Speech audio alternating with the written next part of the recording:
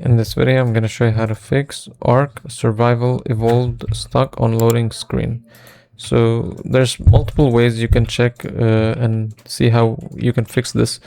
And the first thing is by going to Device Manager, and then Display Adapters, and updating your graphics card's driver. Now, after doing this, you can check if it works. If it doesn't, then you can head to Settings. And over here, you'll go to Date and Time. So here you'll fix your date and time.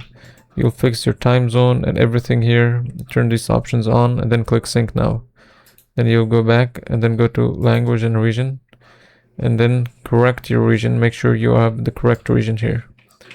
Then once you do this, you want to go here and type in Graphics. You'll enable this option. And then down here, you'll find the game. So if you don't see the game, just add it from here.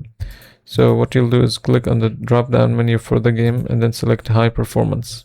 Then you will turn this option on. Now after doing this, you can check if it works.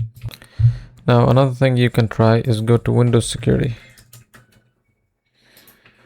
So sometimes Windows Security will block the game from starting because it detects it as a threat. So you can actually check if it's been detected as a threat by going to Protection History, and the game should show here. So what you can try and do is you can go here to Manage Settings and turn this option off, and then try launch the game. If it works, that means Windows Security is basically blocking it. So what you'll do is go here to Add or Remove Exclusions, and you'll add the game as an exclusion. Just select the game folder and then click Select Folder.